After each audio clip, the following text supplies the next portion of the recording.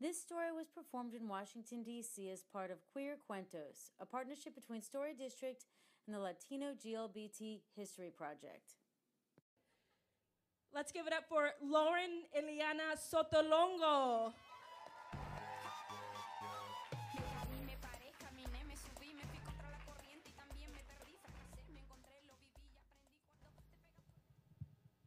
When I was 15, I wrote a list of 30 things I wanted to do before I died. Number 9 said, make abuela happy. And you see, the things that make abuela happy are slapping my friends' butts when they come to family parties. And when I say, abuela, no puede hacer eso, no son familia, she says, bueno, ahora son. The things that make abuela happy were when she would pick us up from elementary school, and we would get in the car and buckle in, and she would say, en el nombre de Dios, and we would all say in unison, vamos. Things that make abuela happy were chasing us around when we were between the ages of 4 and 7 with a lit match around her house singing, La candela de abuela, la candela, until we put our socks back on. You see, you can imagine that me coming out as queer wouldn't make abuela too happy, but it did happen, and it happened in steps. And it wasn't necessarily steps of me coming out saying, abuela, I'm gay. It was more like stepping out of the expectation of my Cuban immigrant family. And so it happened in 3 steps. And the first step to me coming out to my abuela was cutting my hair. We've heard a hair story. And so cutting my hair was a big deal. I moved to DC August 2014. And 3 months after I got here, I said, I'm going to do this. I'm finally cutting my hair. I wanted to do it for so long. And I do it, and the first time I see my family is that Christmas. So I get home, I go to abuela's house, I walk into the living room, and there's like figurine dolls on the mantelpiece, and there's a ton of pictures of the grandkids and the kids. It's like a shrine to us. She's got this oversized teddy bear golden retriever dog from one of our birthdays from years ago that we don't know why she kept. And Univision is on, the TV's going, and I walk in, and she sees me for the first time. And her eyes get big, and she says, oh, no. No. And she just says this for about a minute straight, is just yelling no.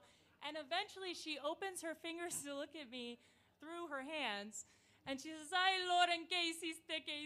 No puedo. And then she opens her hands again, and she says, ¿y qué dice tu papi? And I say, abuela, no sea tan dramática, nomás es mi pelo. And she says, no es tu pelo, es mi pelo también. So that was step 1. Step 2 to me coming out to my abuela was publicly coming out. So the way that worked was I called my mom. I had come out a year earlier to my family, my immediate family. And I said, Mom, I want to come out publicly. I've written the spoken word. I want to do the millennial thing and put it on social media.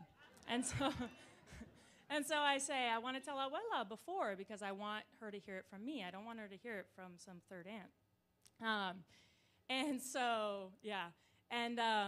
so my mom says, no, Lauren, you can't do that. You're going to kill her. And I say, Mom, why are you being so dramatic? It runs in the family, right? And she says, I'm not being dramatic. You know your abuela. She's the one when Tío George, my uncle, said, wanted to get married to his then fiance, this is how she reacted. So my mom says, remember, Lauren, they were on a California freeway, car zooming by, and my Tío George is driving abuela to his house, and he says, Mami, voy a casarme con Daniel y quiero que tú vas al boda. And you might think like an older lady who is kind of uncomfortable with the situation might get quiet, passive-aggressive, a little stern, not say anything, but not my abuela. So Tío George says, Mami, voy a casarme y quiero que tú vas al boda. Abuela tries to open the door of the car to get out of it in the middle of a California freeway and is just yelling. And so my mom says, don't forget, that's your abuela. So I say, you know what? Fine, Mom, fine. I was overwhelmed with the idea of coming out. I said, if you really think this Cuban community isn't going to tell her, okay, that's right, LA Cuban community. So I say, fine. I put the spoken word out. I do the thing. General thumbs down from the Cuban community via Facebook. It's expected. And then a couple weeks later, I get another call from my mom. And she says, Lauren, I'm on the metro. Well, I'm at the metro station on the way home, and she calls and says, Lauren, abuela knows. And I say, Mom, this is why I wanted to do it, because I knew she would find out. So she says, yeah, my mom's aunt found out from like her daughter it was like her friend's friend who saw my Facebook page and told Yanni, I don't know, about my Facebook post. And so what they told my abuela was, yeah, Lauren's in Washington, D.C., having sex every night with ladies and getting drunk. That's me, yeah.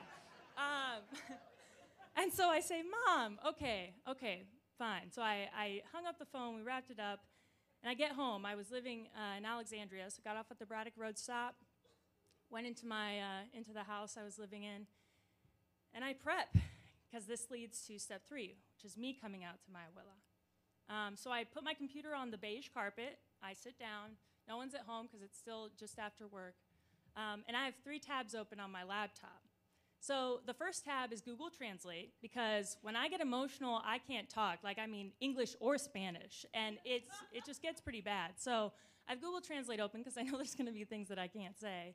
And then I have Ephesians 5:13 is another tab, and I have it open in Spanish because I know the Bible always comes up in my family. And then the third tab is BibleGateway.com, which you can use for all your Bible needs. Yeah, so I had it ready. And I pick up the phone and I call my abuela. And the phone rings and she says, Hola, Lorena. I say, Hi, abuela. She says, ¿Qué pasas? And I say, Quiero hablarte de algo. And she says, ¿De qué? And I say, Tú sabes lo que quiero hablar, or de lo que quiero hablar. And at that point, I tell her, and I say it in very simple terms, Abuela, me gusta mujeres, because the only terms I know in Spanish to refer to gay or LGBT people are very derogatory. And so I tell her, and then I read Ephesians 5:13, because the Bible comes up. And she gets quiet for a minute or so. And then all of a sudden, after like a serious minute of silence, she kind of perks up over the phone, right? Her voice sounded really excited. And she's like, oh, Lorena, no te preocupes. Tengo solución. I say, oh, okay. So she says, okay, so primero, no corta tu pelo, 1. Segundo, sale con hombres. Y tercero, ponte vestidos. And I say, oh, abuela, no creo que vamos a estar de acuerdo con esto, pero lo más importante es que yo te amo y tú me amas. And she says, no, Lorena, no te preocupes, tengo solución. So she says it again. 1, don't cut your hair. 2, go out with boys. And 3, put on dresses. I'm like, okay, abuela, I don't think we're going to agree, but the most important thing is that I love you and you love me. And she repeats herself like 3 or 4 times, again, at this point, and we go back and forth because she's my grandmother and she's trying to solve a problem for me. She's not repeating herself because she doesn't remember. She's repeating herself because she wants to try and fix this for me. And the call ends the way most of me and abuela's calls do. She says, Oye, Lorena, tengo una llamada. Necesito ir. Okay, abuela. And we end our conversations the same every time. So she says, Lorena, te quiero. I say, abuela, te quiero. And she jumps in real quick after to make sure there's no miscommunication, and she says, Lorena, I love you. I say, I love you, abuela. And we hang up. And so the story now is a little different. I don't think abuela even remembers me coming out to her. A month ago, she got diagnosed with Alzheimer's. And so our conversations look a little different, right? A recent one we had went something like this. I call her and I say, hola, mi amor. She says, ¿Qué tal, corazón? I say, oh, estoy saliendo de trabajo ahora. She says, oye, Lorena, ¿dónde tú trabajas? I say, oh, trabajo en una cafetería haciendo café. She says, oye, y Lorena, ¿dónde tú vives? I say, oh, vivo en Washington, D.C. Says, Lorena, ¿tiene un novio? I say, no, abuela, no tengo un novio, tengo muchos amigos. And she pauses for a second. It's just a couple seconds. And then she starts again, and she says, Lorena, ¿dónde tú trabajas?